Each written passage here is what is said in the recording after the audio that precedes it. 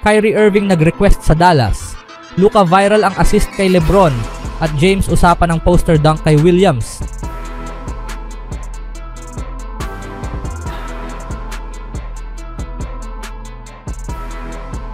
Ngunit bago ang lahat, kung gusto nyo ng pangmatagalang basketball shoes, New Curry 12, mabibili lamang sa halagang 3,100. I-click lamang ang link sa comment section.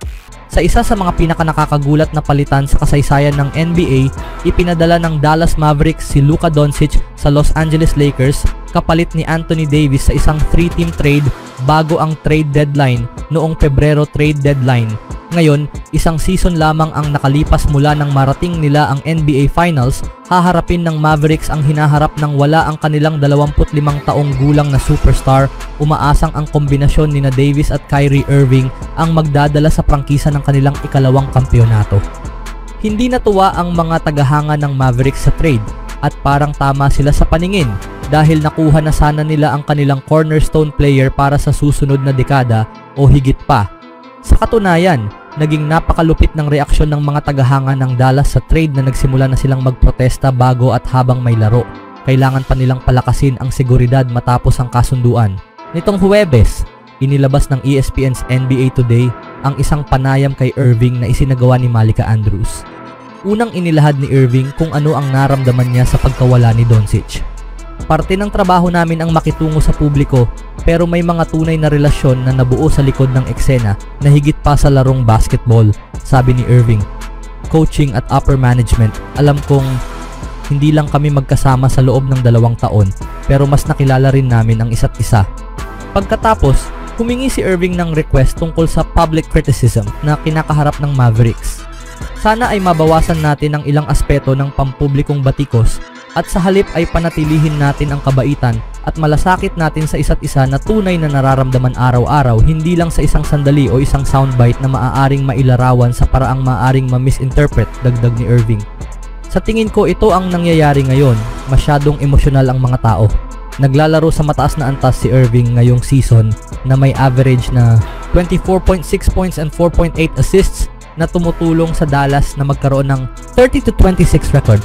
Sa kasamaang palad, isang laro pa lang ang nalaro ni Davis kasama ang Mavs bago siya magtamo ng left adductor strain na siyang nagpahinto sa kanya ng ilang linggo. Ano sa tingin nyo dito mga kaibigan? Ngayon ay pag-usapan naman natin ang laro sa pagitan ng Lakers at ng Hornets bago tuluyang magtapos ang unang half ng regular season. Unang puntos ng Lakers ay nanggaling pa mismo sa magandang pass ni LeBron patungo kay Luka sa dulo. Bumawi naman si Doncic, isang bullet pass ang ginawa at sa pagkakataon na ito patungo naman kay LeBron.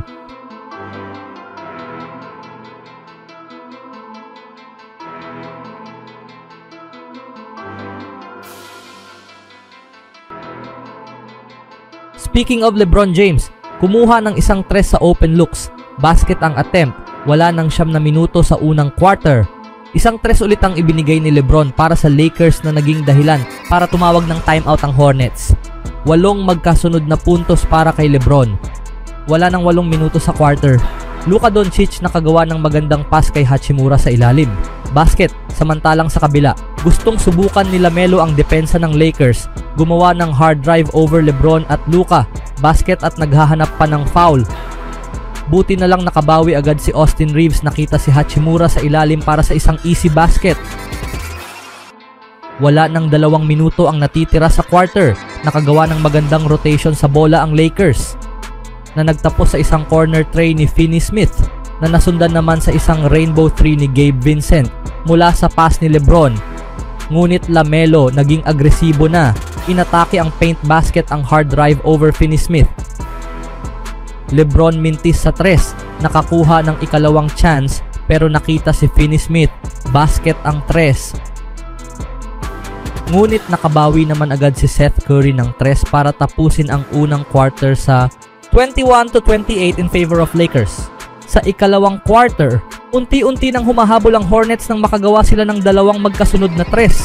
Buti na lang nakagawa ng paraan si LeBron nang umatake ito sa gitna at nahanap si Vanderbilt para sa isang dunk. At nasundan pa ito ng isang matagumpay na jumper. Wala nang 9 at kalahating minuto sa quarter. Bumitaw ng isang tres si LaMelo Ball.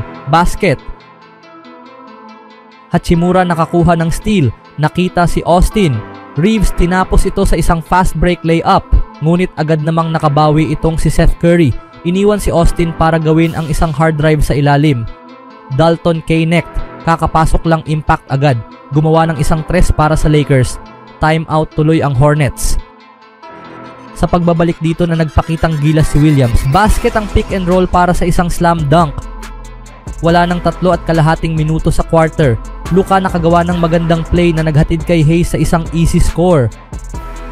At tumawag ulit ng timeout ang Hornets nang makagawa ng tres si Finney-Smith mula sa pass ni Luka.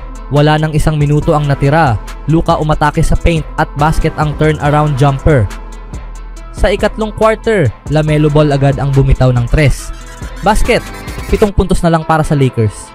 LeBron inatake ang paint, nakita si Hayes sa para sa isang lob pass. Wala nang 6 na minuto, Luka nakakuha ng steal na naghatid sa isang easy layup.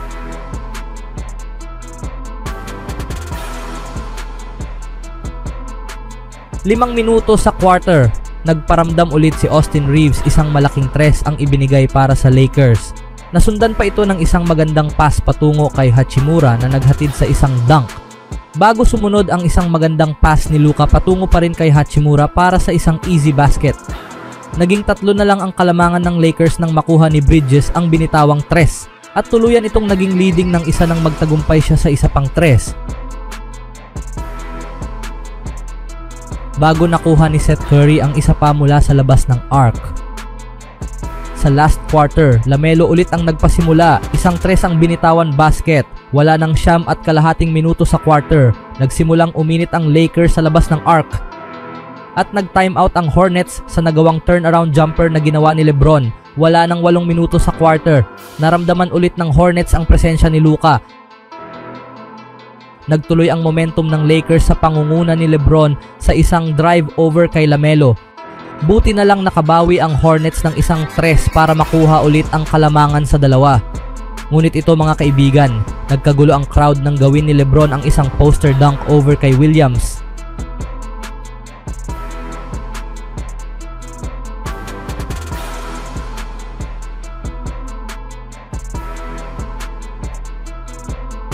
LeBron ulit over Mark Williams sa pagkakataon na ito mula naman sa tres. Sa pagbabalik mula sa timeout, Finney-Smith naman ang nagpasimula sa tres. Wala nang 5 minuto sa quarter, nagamit ulit ang IQ ni LeBron. Isang lob pass patungo kay Hayes para sa isang easy score, malapit na sa 2.5 minuto. LaMelo versus Luka, nakalusot nakita si Williams sa ilalim, basket ang layup. At ito pa mga kaibigan, dito pa tumama ulit si Bridges ng isang tres. Buti na lang nakabawi agad ang Lakers sa isang pick and roll na naghatid kay Hayes sa isang dunk. Hachimura nagmintis sa tres. Buti na lang nilinis ni Luka. Ngunit ang masakit, agad nakabawi ng mabilis na tres ang Hornets sa corner. Seconds to play, LaMelo gusto na mag-take over. Basket ang rainbow layup. At Lakers nabuhay pa ng maitama ni LeBron ang isang tres. Timeout ang Hornets. Sa huli panalo ang Hornets, 97-100. Sa laro na ito, naging ordinaryong player na lang si Luka na nagtapos ng 14 na puntos. LeBron 26 na puntos at LaMelo Ball 27 puntos. Bridges 29 na puntos.